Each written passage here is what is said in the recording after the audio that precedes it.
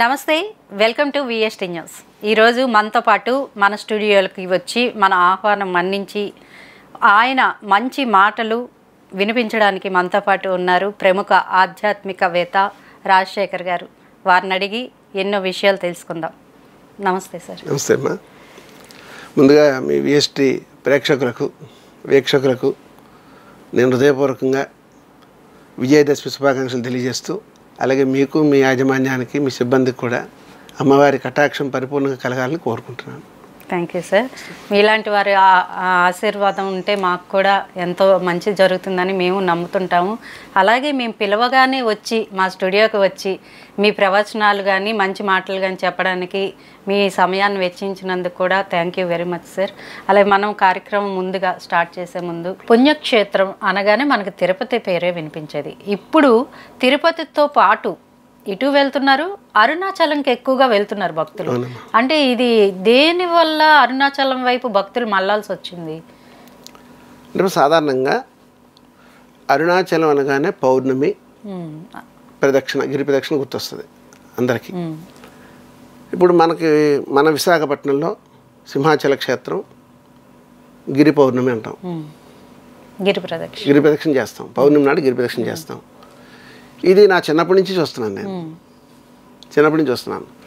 కానీ అంటే సింహాచల క్షేత్రం దగ్గర నిర్వహించే గిరి ప్రదక్షిణతో భక్తులతో కొన్ని సంవత్సరాలుగా జరుగుతున్న ఉత్సవంతో పోలిస్తే ఈ మధ్య కాలంలో, అంటే నేను అనుకోవడం ఒక 5-10 సంవత్సరాల లోపు నుంచి, 5-6 సంవత్సరాల నుంచి కొంచెం విస్తృతంగా పెరిగింది.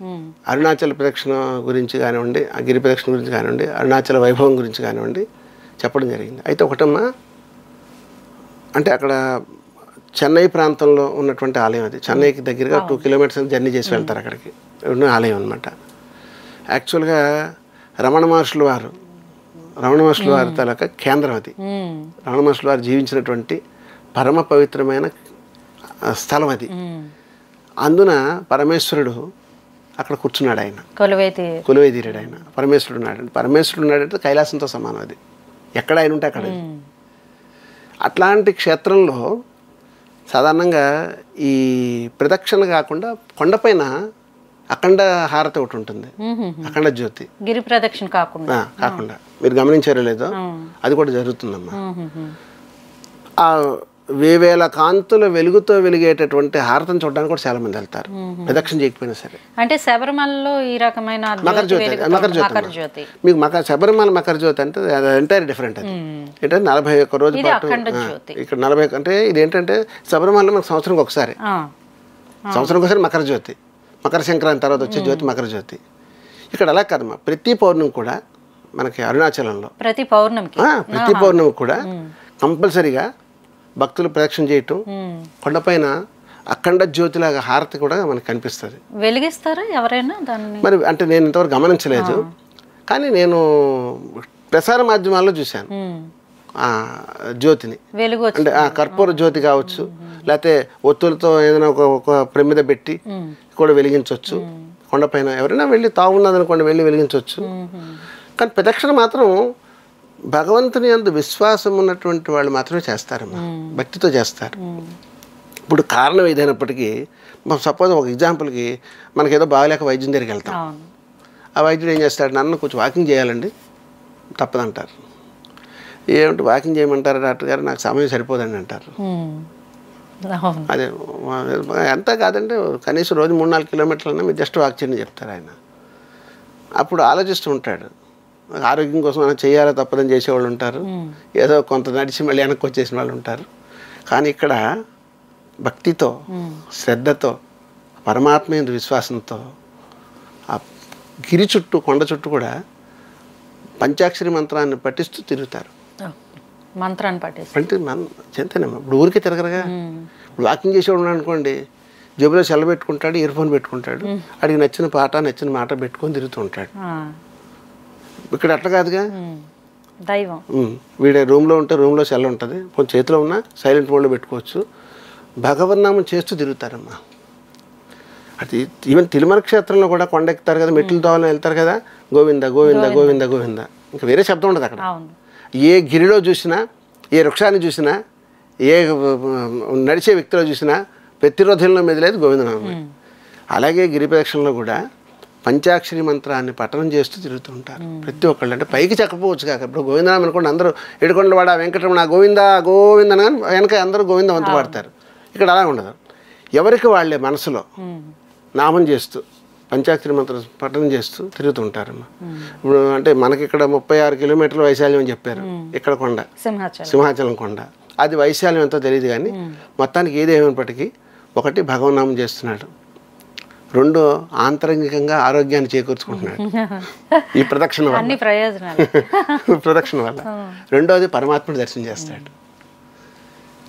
కొన్ని మనకి అంటే ఈ ఆధ్యాత్మిక ప్రపంచంలో కొన్ని విషయాల్లో మనం గమనించినట్టయితే మనకి చాలా మేలు కలుగుతుందమ్మా, మనకు చాలా మేలు కలుగుతుంది.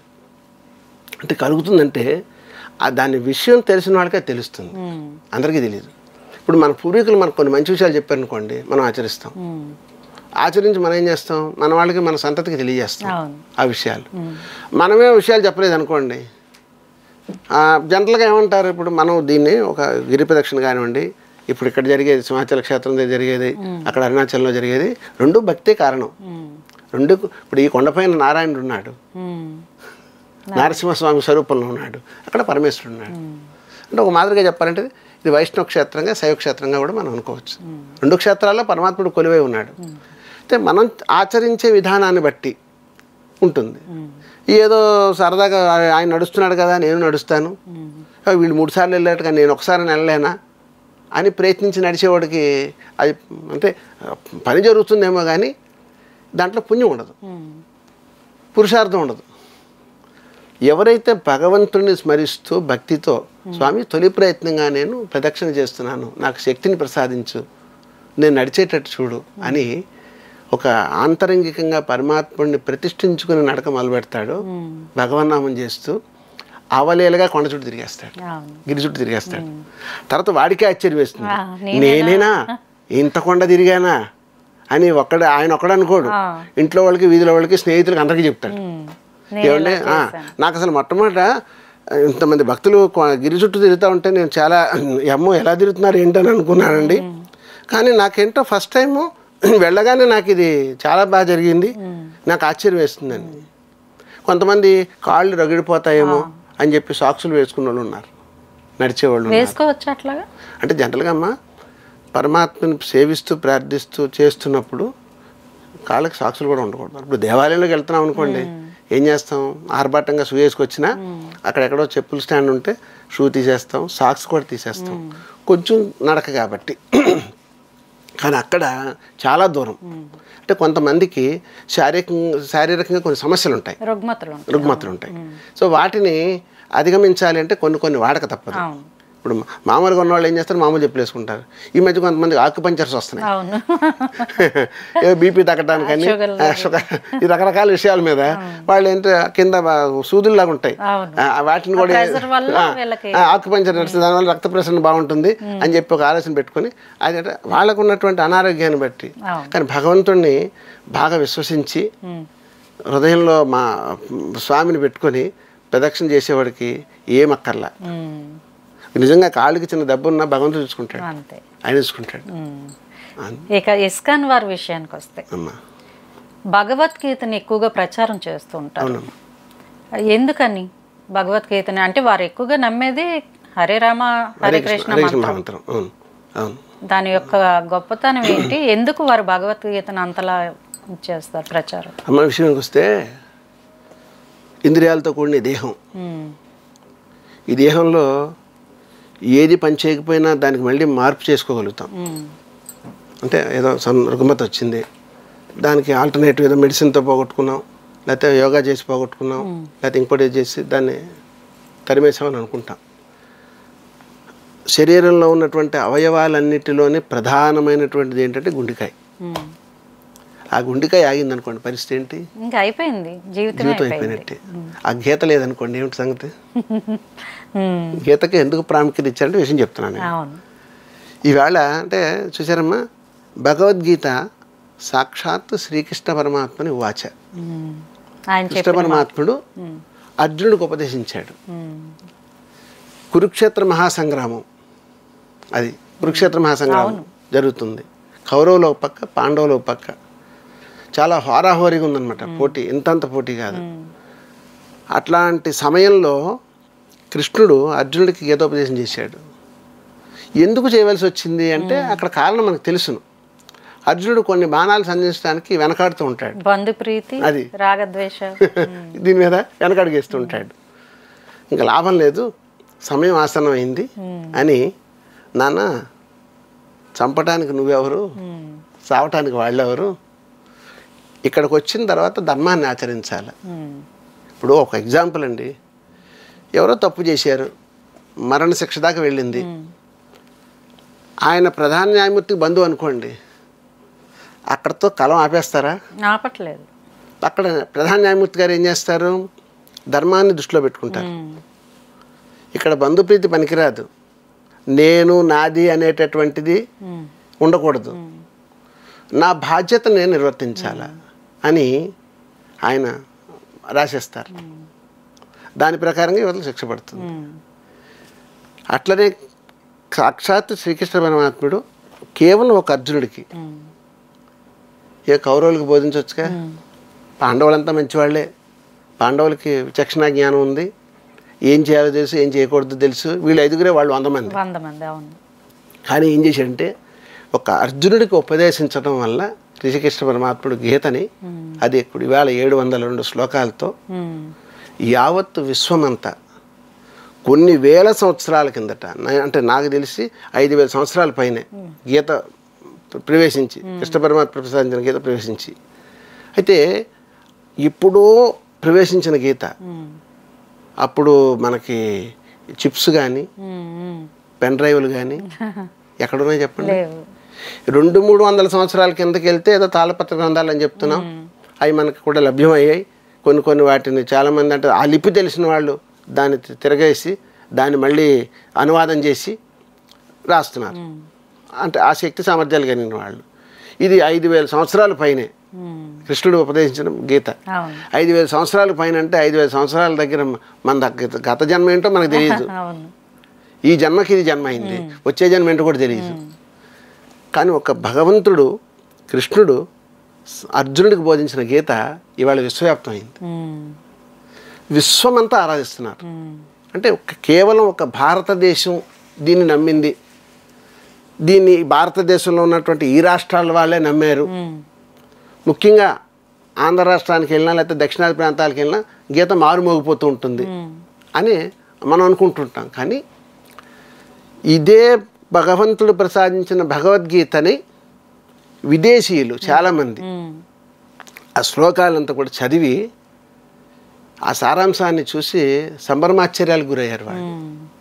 ఇంత రాజనీతి ఉందా అంటే, మనకి గీత ఎట్లా ఉంటుందంటే మనం గీత చదివితే అంటే ఎట్లాంటి క్రూరత్వం ఉన్నటువంటి వాడికైనా మనసును మార్చగలిగేటటువంటి గొప్ప మెడిసిన్ అని చెప్పుకోవచ్చు. గీత గొప్ప మెడిసిన్ అని చెప్పుకోవచ్చు. అంటే విషయం ఏంటంటే దాంట్లో అన్ని విషయాలు క్లుప్తం చేసి ఉన్నాయి, అందులో నిక్షేపమై ఉన్నాయి అన్ని విషయాలు. అంటే ఏంటి, ఇప్పుడు ఒక చక్కెర పొంగల్ చేసామనుకోండి, నెయ్యి కావాలి, పంచదార కావాలి, బెల్లం కావాలి, జీడిపప్పు కావాలి, ఇది ఇట్లా ఈ మిశ్రమాలన్నీ కలిపితే ఆ జీడిపప్పు అద్భుతమైన రుచి వచ్చింది. గీతలో అందుకే అన్ని రకాల అధ్యాయాలు, 18 అధ్యాయాలు ఉన్నాయి.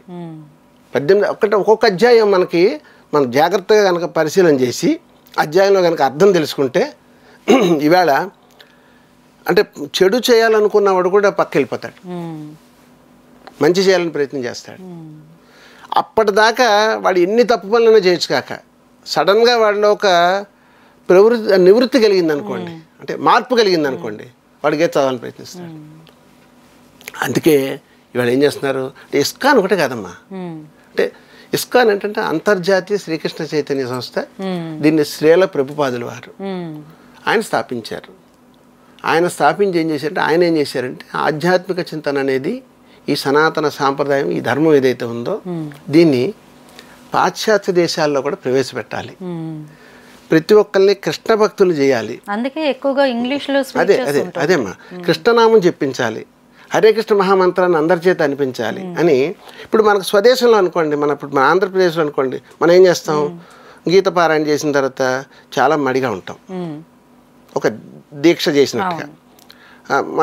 దానికి తగినట్టుగా ఒక ఏదో మంచి బట్టలు కట్టుకుని శుచిగా ఉండి కూర్చొని కృష్ణ పరమాత్మ విగ్రహం పెట్టుకున్నాం, విశ్వరూప విగ్రహం పెట్టుకున్నాం, పారాయణ చేస్తాం, ప్రసాదం తీసుకుంటాం, కృష్ణతత్వం మీద మాట్లాడుకుంటాం, కృష్ణ లీలలు చెప్పుకుంటాం, కృష్ణ సంకీర్తన చేస్తుంటుంది. విదేశాలకు పోతే కృష్ణ భక్తి ఉంటుంది. ఆయన ఏం చేశారంటే దానికి ప్యారలల్గా, అంటే వ్యక్తి ఎప్పుడు కూడా ఎంజాయ్ చేయడానికి ప్రయత్నిస్తాడు. ఇప్పుడు ఒక దేవాలయానికి వెళ్ళినాడు ఏం చేస్తాడు, ఆధ్యాత్మికంగా ఉండాలని ప్రయత్నిస్తాడు. అది అరగంట కావచ్చు, పావుగంట కావచ్చు. విదేశీ సంస్కృతి ఎట్లా ఉంటుందంటే వాళ్ళకి లైఫ్ అంతా ఎంజాయ్ చేయాలనుకుంటారు. అంటే వాళ్ళు సంపాదించింది ఏది దాచుకోరు. అంటే నెల వారానికి 2 రోజులు ఏదో ఖాళీ వస్తుంది, ఈ 2 రోజులు ఉన్న డబ్బులంతా పట్టుకుని వెళ్ళిపోయి రైన్ షికారు కొట్టి వచ్చేస్తారు. అటు ఇటు తిరుగుతూ ఉంటారు. ఆస్తులు కొనుక్కోవాలి, ఎకరాలకి భూములు కొనుక్కోవాలా, ప్లాట్ల మీద ప్లాట్లు కట్టాలా, రియల్ ఎస్టేట్ చేయాలని ఆలోచన ఉండదు.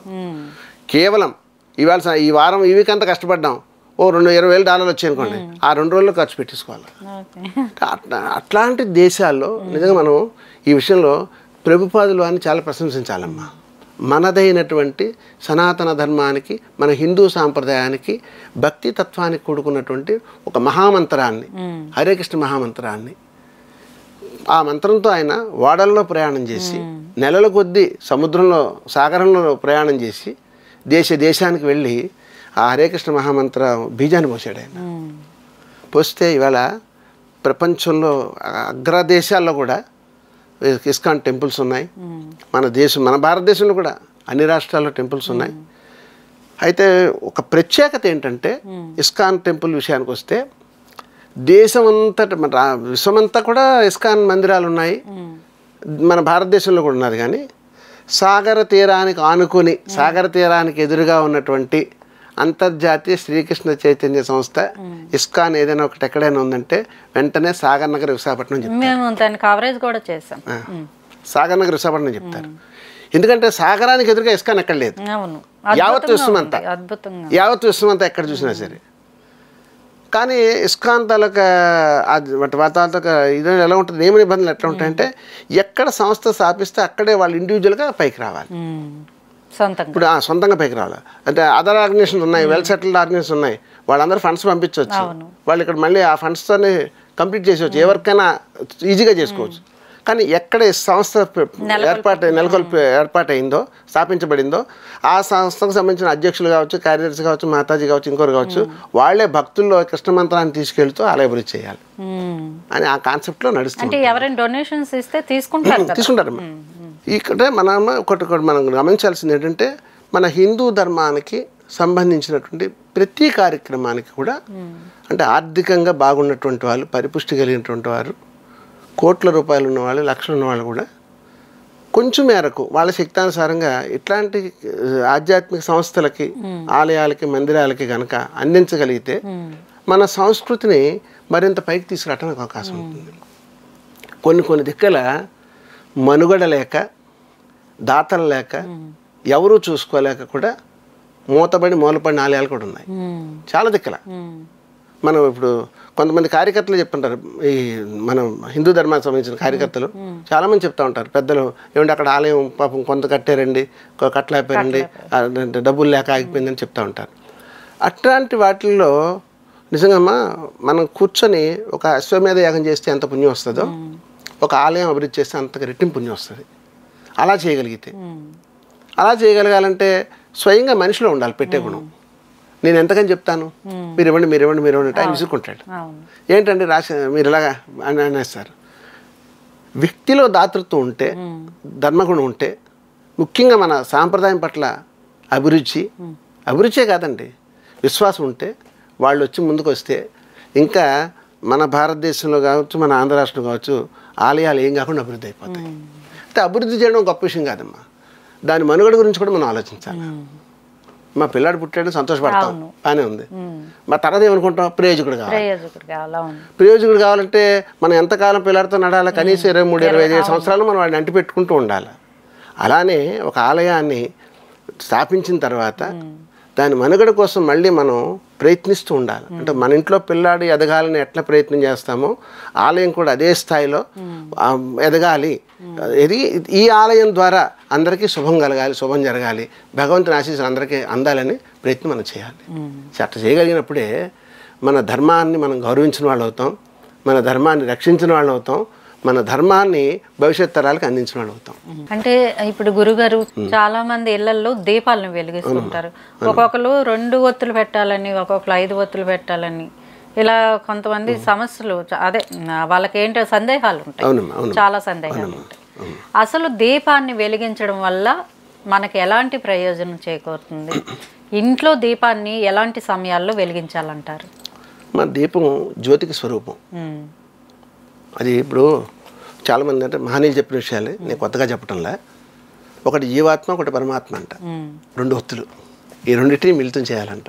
రెండింటిని కలపాలి. కలిపి అందులో విశ్వాసంతో కూడుకున్న ప్రమిదని ఏర్పాటు చేసి భక్తి అనే తైలాన్ని పోసి దాన్ని ప్రేమతో వెలిగించాలి. 2 ఒత్తులు అన్నమాట వాస్తవం. ఒక ఒత్తు పెట్టి ఎప్పుడు దీపం పెట్టకూడదు, 2 ఒత్తులు కలిపి వేయాల్సిందే.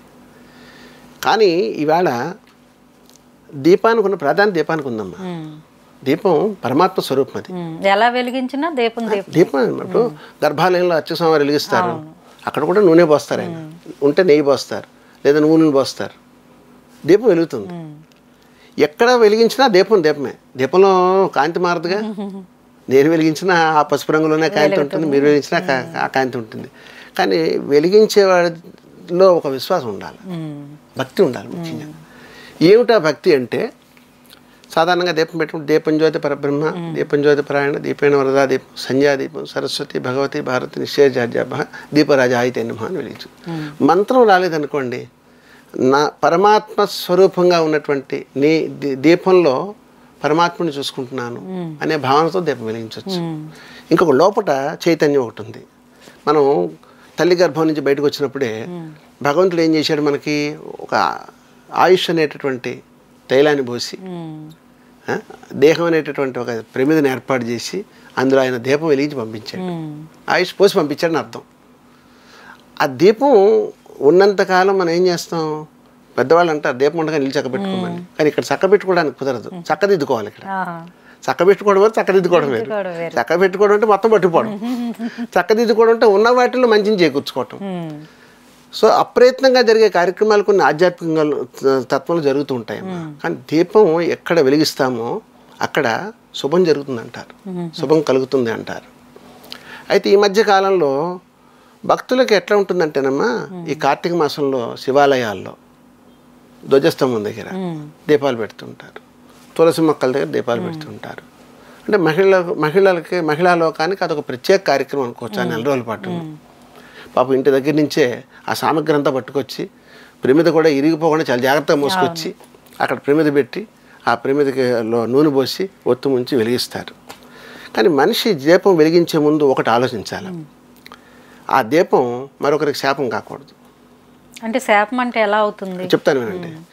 ఎవరో దీపం వెలిగించారు, వెళ్ళిపోయారండి, ఇంకొక ఆమె వచ్చి నిలబడి ఇంకో దీపం వెలిగిస్తుంది, కబుక్కన అంటుకుంటే అంటే శాపం అంటే ఇదేదో దైవిక శాపం అని కాదు దీని అర్థం.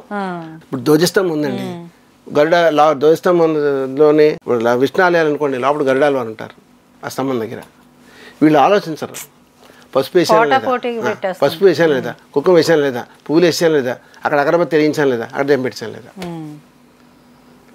అందుకే ఈ మధ్యకాలంలో దేవాదాయ శాఖ వాళ్ళు ఏం చేశారు, దేవాలయాల్లోని ప్రత్యేకంగా శ్రద్ధ తీసుకుని దీపాలు వెలిగించే స్థలము అని బోర్డు పెట్టి అక్కడ ఆయనతో స్టాండ్లు పెట్టి అమ్మ ఇక్కడే దీపం వెలిగించని చెప్పి కొన్ని ప్రాంతాల్లో పాపం ఆ అధికారులు కానీ అక్కడ సిబ్బంది కానీ చెప్పలేక ఆ ధ్వజస్తంభానికి క్లాత్ కవర్ వేసో ఫ్లెక్స్ తాలూకా ఉంటాయి కదా, ఆ కవర్లు వేసేసి తాడు చుట్టేసిన సందర్భాలు ఉన్నాయి, లేకపోతే వాటి చుట్టూ గేట్లు కట్టేసిన సందర్భాలు ఉన్నాయమ్మా.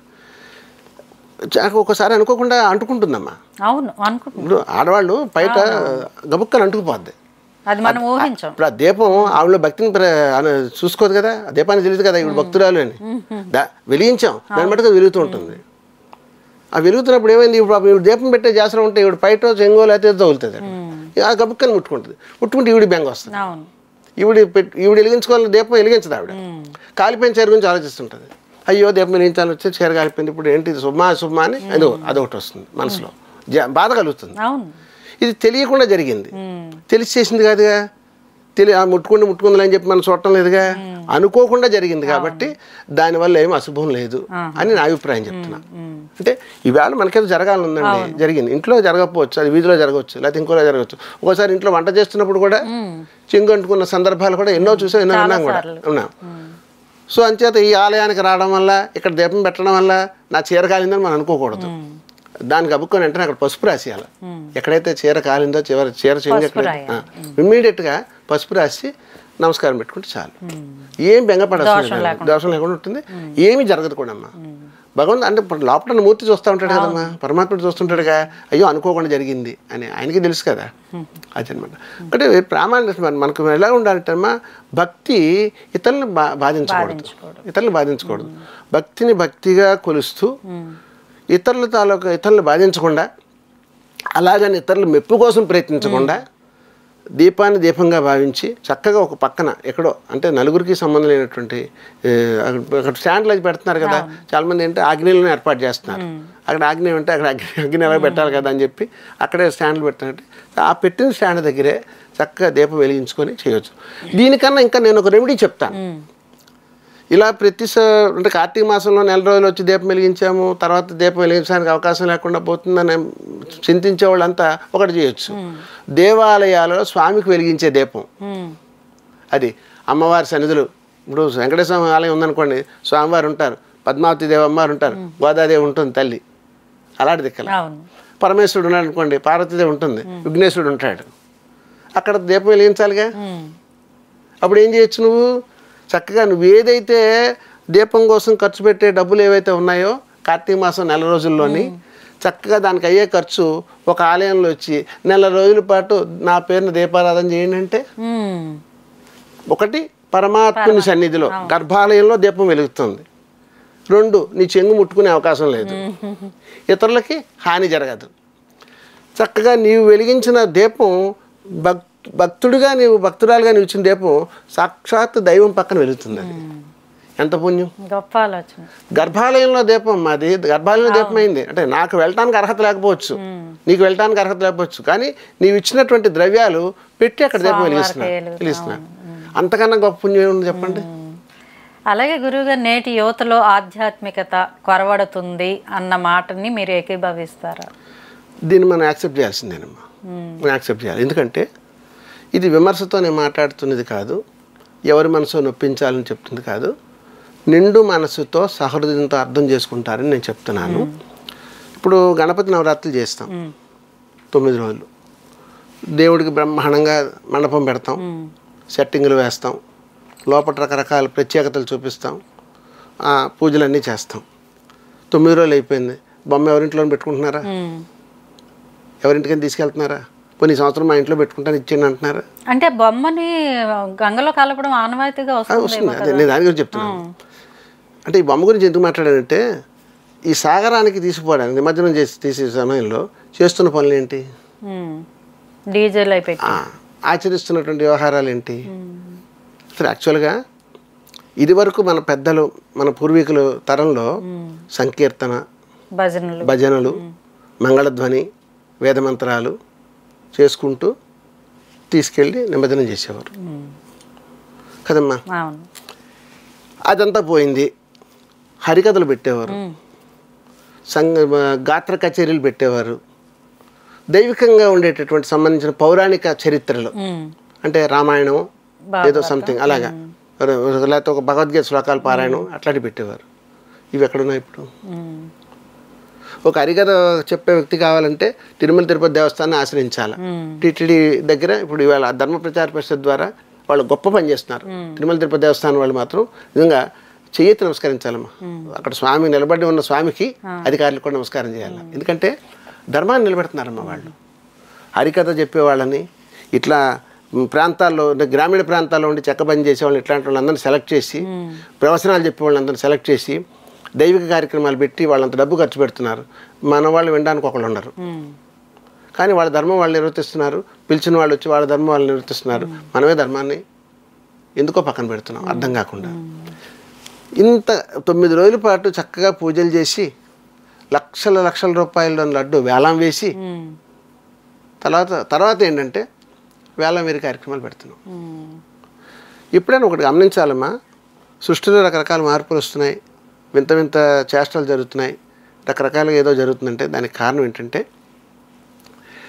ఒక భగవంతుడిని ఆరాధించినప్పుడు 9 రోజుల పాటు వేద మంత్రాలతో ఆరాధించినప్పుడు ఆయనకి ఆనందాన్ని ఇచ్చేటటువంటి భగవతత్వ కార్యక్రమాలతోని భగవత్ కైంకర్యాలతో తీసుకెళ్లి సాగరంలో నిమజ్జనం చేస్తే ఆనందం వేరు, ఆధ్యాత్మిక అనుభూతి వేరు. అక్కడ స్వామివారి విగ్రహం ఉంటుంది, ఆమె తీసుకెళ్తూ ఉంటారు, కెవ్వు కేక ఎటు పాటలు పెడుతుంటారు. నాకు ఆ కేక ఏమిటో అర్థం కాదు.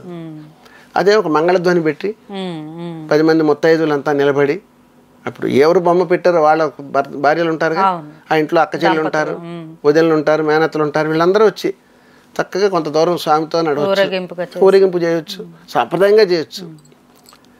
అయితే అవి ఇప్పుడు కొరబడి అంటే ప్రస్తుతం ఏంటంటే అంత సమాజం ఎంత కొంచెం లేటెస్ట్గా అంటే నాకు నచ్చిన రీతిలో నేను పెట్టుకుంటున్నాను, నాకు నచ్చిన రీతిలో నేను పెట్టుకుంటున్నాను అని చెప్పి అలాగా ఇప్పుడు పాపం ఇప్పుడు వాళ్ళు ఏ కార్యక్రమాలు చేస్తున్నారో వాటిని ఆశ్రయించి బతుకుతున్న వాళ్ళు కూడా ఉన్నారు.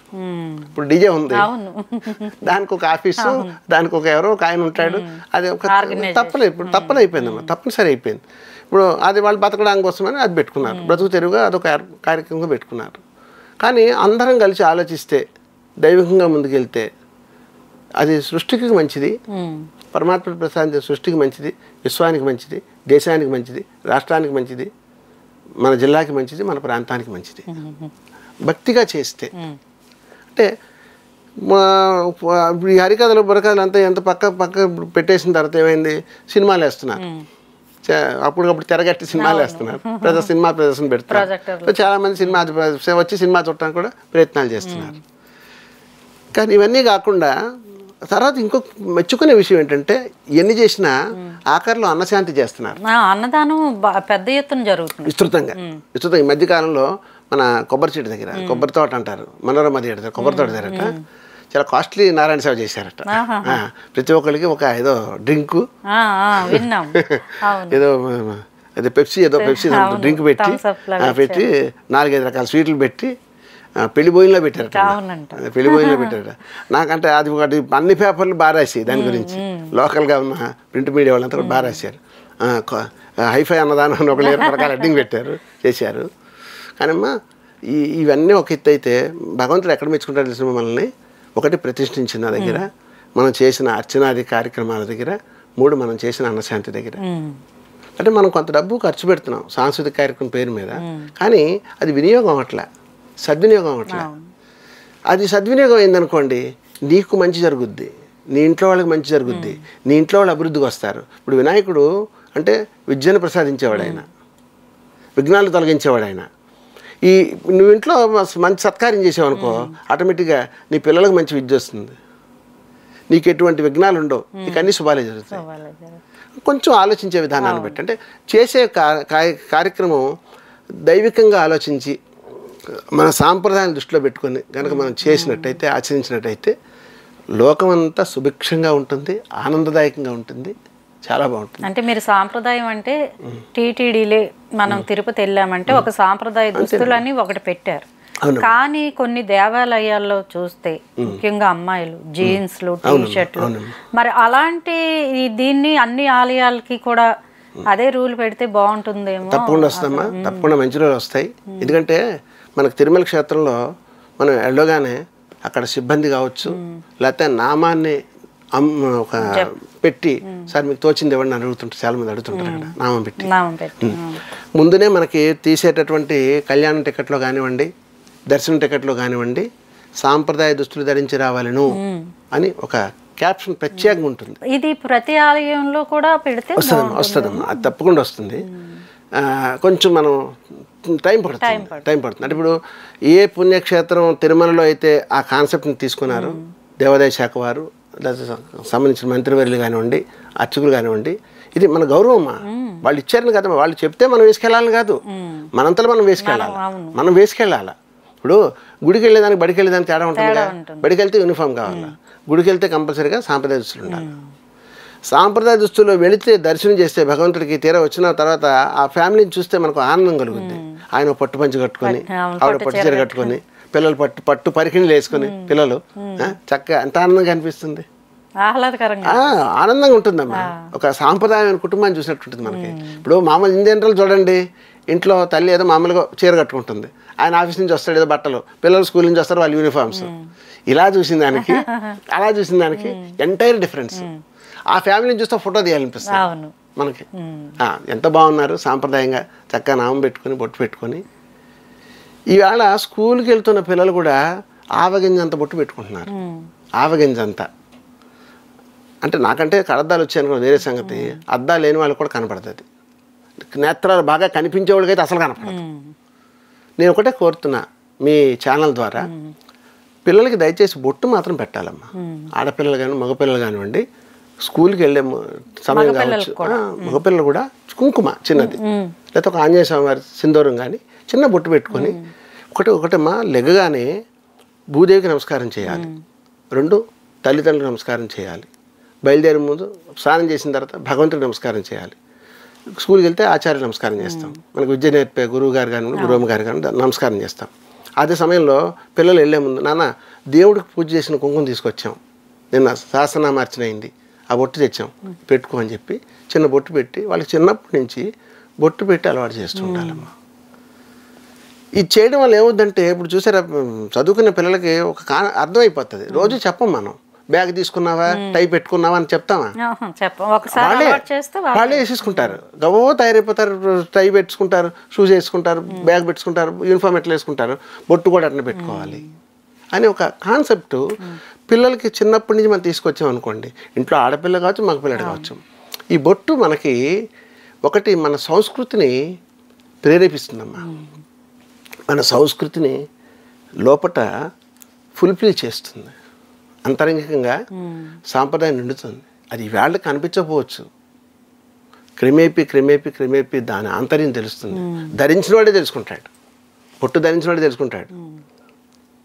ఇప్పుడు మామూలుగా మనం ఉన్నప్పుడు బొట్టు లేకుండా అద్దంలో చూసుకుంటే ఏదో అనిపిస్తుంది, చిన్న బొట్టు పెట్టుకొని చూడగానే వెంటనే తెలియకుండానే ముఖం కళగా అనిపిస్తుంది.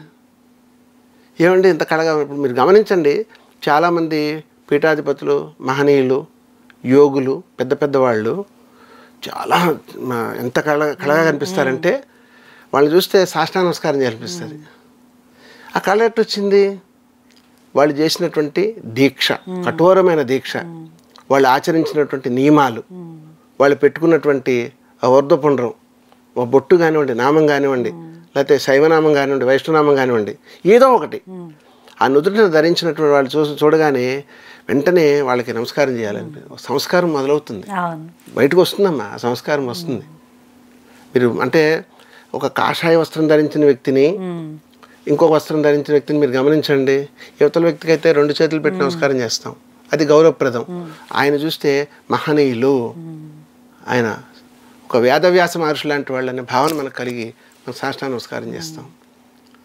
మనస్సు వెంటనే ప్రేరేపిస్తుంది, సాష్టాంగ నమస్కారం చేయాలి ఆయన గురువు అని మనసు ప్రేరేపిస్తుందమ్మా. మనిషిని ప్రేరేపించడం కాదు, మనిషిని ప్రేరేపిస్తుంది చేయమని చెప్పాను. అంటే కారణం ఏంటంటే ఈవేళమ్మ చాలామంది మనకి చిన్నజీర స్వామివారు కావచ్చు, లేదా గణపతి సత్యనారాయణ స్వామివారు కావచ్చు, చాలామంది మహనీయులు ఉన్నారు మనకి. అంటే మనల్ని ఆధ్యాత్మిక మార్గం వైపు నడిపించేటువంటి వ్యక్తులు ఎంతోమంది ఉన్నారమ్మా. భగవంతుడు ఎట్లనైతే దేవాలయం నుండి ప్రామాణికం అయ్యారో సర్వజనావళికి, సృష్టికి, విశ్వానికి, ఈ పీఠాధిపతులు భక్తులకు కూడా అట్లనే ప్రామాణికం అయ్యారని చెప్పారు. ఎందుకు ప్రామాణికమయ్యారంటే వీళ్ళని ఆధ్యాత్మిక మార్గంలో నడిపిస్తారు, వీళ్ళ చేత సత్కార్యక్రమాలు చేయిస్తారు, వీళ్ళకి సద్బుద్ధిని పూర్తిగా పరిపూర్ణంగా కల్పిస్తారు. ఎంత పరిపూర్ణత అంటే మనకు అంటే ఆ గురుగారు శిష్యులండి వీళ్ళంతా. ఆ గురుగారిని చూస్తే అట్లా ఉండిపోతారు అంతే. ఒక రాముడిని చూసినటువంటి ఆ వానర సైన్యం అంతా ఎట్లా ఉండిపోయింది, ఏం చెప్తాడో రాముడు చేద్దామని అలా ఉన్నారో అతను అలాగే ఉంటారు వీళ్ళంతా కూడా అదే మాదిరిగా. అంటే అది చూస్తేనమ్మా వారిలో నారాయణని చూసామా అనిపిస్తుంది, లేదా పరమేశ్వరుని చూసామా అనిపిస్తుంది. దైవ పరమాత్ముడు ఆయన చెప్పాడు కదమ్మా, ధర్మం దారి తప్పుతా ఉందంటే మీరు కంగారు పడకండి, నేను అవతరిస్తానన్నాడు ఆయన. యదా యదా హి ధర్మస్య జ్ఞానిర్భవతి భారత అభివృద్ధాన్వధనమస్య తదాత్మానం సుజామన్నాడు స్వామి. అన్నిటికీ ఆయన రానవసరం లేదమ్మా. ఇప్పుడు కొన్ని సమస్యలు ఉన్నాయి, మనం ఏం చేస్తాం, కన్సల్ట్ అధికారికి ఇస్తాం, ప్రతిదానికి కలెక్టర్ గారి దగ్గరికి పోం కదా, మినిస్టర్ గారి దగ్గరకు. అలానే పరమాత్ముడు ఏం చేశాడంటే ఆయనే కొన్ని రూపాల్లో పీఠాధిపతులుగా జియర్లుగా సాక్షాత్ స్వామి అవతరించాడని చెప్పాలి. వాళ్ళు వచ్చి ఇప్పుడు వాళ్ళు ఈ కాషాయం వేసుకోవాలి, ఈ త్రిదండం పట్టుకోవాలి అనే ఆలోచన వాళ్ళకి కలగలేదనుకోండి, జనంలో మామూలుగా ఉంటారు వాళ్ళు. మనలాగే పబ్లిక్లో ఆయన ఒకరు, కాకపోతే ఐఏఎస్ ఐపీఎస్ ఏమైనా ఉంటే క్యాడర్స్ చెప్పుకుంటాం తప్ప వేరే ఇంకేం చెప్పుకోం మనం. కానీ వీళ్ళు సాక్షాత్ దైవ సంభూతులు. భగవంతుడికి మరొక రూపం ఎవరంటే పీఠాధిపతి, పీఠాధీశ్వరులు. వాళ్ళని ఆశ్రయిస్తే మనకి జ్ఞానం కలుగుతుంది, పరమాత్మని ఆశ్రయిస్తే మోక్షం కలుగుతుంది. ఈ పరమాత్మని దర్శించాలంటే ఎవరికి కావాలి, మనకి పీఠాధిపతి కావాలి, యోగులు కావాలి, త్యాగులు కావాలి. వాళ్ళు ఉంటేనే, వాళ్ళు చెప్తేనే కదా తెలిసేది. ఇప్పుడు ఒక లెక్కల మాస్టర్ గారికి ఈ లెక్క ఇలా చేయండి అంటేనే ఆ లెక్క వాళ్ళు చేయగలుగుతారు. ఈ లెక్కకి ఈ లెక్క ఉందరా అంటాడు ఆయన. అట్లా ఉండాలి. అది ఇప్పుడు అంటే పెద్దవాళ్ళు వెళ్తున్నారు కానీ పిల్లలు తీసుకుపోవటంలా. నేను అనేది ఏంటంటే కొన్ని సందర్భాల్లో పిల్లలు దారి తప్పారని అక్కడక్కడ బాధపడుతున్న తల్లిదండ్రులు కూడా మనం చూస్తున్నాం ఈ సమాజంలో. దారి తప్పారు అని అనుకునే ముందు మనం ఆలోచించుంటే పిల్లల్ని ఈ రకంగా పెంచుకోవాలి, వాళ్ళకి సంస్కృతిని అందించాలి, సాంప్రదాయ విలువలు తెలియజేయాలి, పెద్దల పట్ల గౌరవభావాన్ని కలిగించాలి, ఆచార్యుని పట్ల గౌరవభావాన్ని కలిగించాలి అని, అవి కొన్ని మారల్ వాల్యూస్, మారల్ ఎథిక్స్ అంటారు కదా, వాటిని వాళ్ళకి మనం నేర్పించాలమ్మా. నేర్పిస్తే ఆటోమేటిక్గా మనం చూడవలసిన లేదమ్మా, వాళ్ళు షైన్ అయిపోతారు. ఎంత షైన్ అవుతారంటే వాళ్ళ తల్లిదండ్రులు ఆశ్చర్యపోతారు, మా అబ్బాయి ఇంత మంచివాడయ్యాడా, మా అబ్బాయికి ఇంత సంస్కారం వచ్చిందా, ఇంత జ్ఞానం కలిగిందా అని దండం పెట్టేస్తారు వాళ్ళు. నిజంగా అది చాలా చాలా ధన్యవాదాలు గురువుగారు. ఎందుకంటే మీ విలువైన సమయాన్ని మా విఎస్టీ న్యూస్ స్టూడియోకి వచ్చి మీ చక్కటి వాక్యాలను వినిపించారు మా ప్రేక్షకుల కోసం. Thank you very much. మాకు కూడా అంటే వాస్తవాన్ని చెప్పాలంటే నేను ఆధ్యాత్మికంగా సాంస్కృతిక పరంగా 30 సంవత్సరాల పైన భగవంతుడి తాలకు సంబంధించిన కార్యక్రమాలు ఎక్కడ జరిగితే అక్కడే నేను నడిచిన వ్యక్తిని.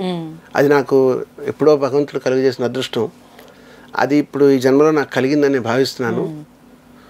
అయితే అందరూ బాగుండాలని ఆలోచించే తత్వం నాది. నేను ఎవరిని విమర్శించను, ఎవరిని వేలెత్తి చూపను. మంచి చేయాలి అనే ఆలోచన నాకు మొదటి నుంచి ఉంటుంది అనమాట. ఇప్పుడు ఒక కార్యక్రమం ఏదైనా ఒక మంచి జరిగింది అనుకోండి, వీళ్ళందరూ అక్కడ తీసుకుపోవాలి, వీళ్ళందరూ అక్కడ కూర్చోబెట్టాలి, వాళ్ళందరికీ మంచిని బోధించాలి, వాళ్ళందరూ మంచిగా ఉండాలి, లోకం బాగుండాలి అని చెప్పి స్వార్థ చింతన లేకుండా ప్రతి ఒక్కరు నిస్వార్థంగా బతకాలని ఆ థీరీలో నేను ముందుకు వెళ్తున్నాను. అనుకోకుండా ఇవాళ భగవంతుడిచ్చిన అదృష్టంగా నేను భావిస్తున్నాను. మీ విఎస్టీ ఛానల్ మీరు పిలవటం, నేను వచ్చి నాకు తోచింది అంటే ఇది నేను చెప్పలే, భగవంతుడు నా చేతి చెప్పించాడు. అమ్మ అనుగ్రహిస్తేనే మాటైనా పాటైనా ఆటైనా. అమ్మ అనుగ్రహించలేదనుకోండి మీ ప్రశ్నకు నాకు సమాధానం కూడా లేకుండా పోతుంది. అమ్మ అనుగ్రహించింది, నాకు తెలిసింది నేను చెప్పాను. ఛానల్ వీక్షించే వాళ్ళని కూడా నేను ఒక మాట కోరుకుంటున్నాను, నేను చెప్పిన దాంట్లో మంచి ఉంటే స్వీకరించండి, ఒకవేళ చెడు అని అనిపిస్తే కనుక ఆలోచించి నన్ను ఆశీర్వదించండి. తప్పకుండా. అంటే మీరు చెప్పినవన్నీ జరుగుతున్నవి, జరిగినవి చెప్పారు. మీరేం కలుపుతాలు లేవు ఇందులో. మీ విలువైన సమయాన్ని మాకు కేటాయించినందుకు ధన్యవాదాలు. మీకు కూడా ధన్యవాదాలు. నమస్కారం.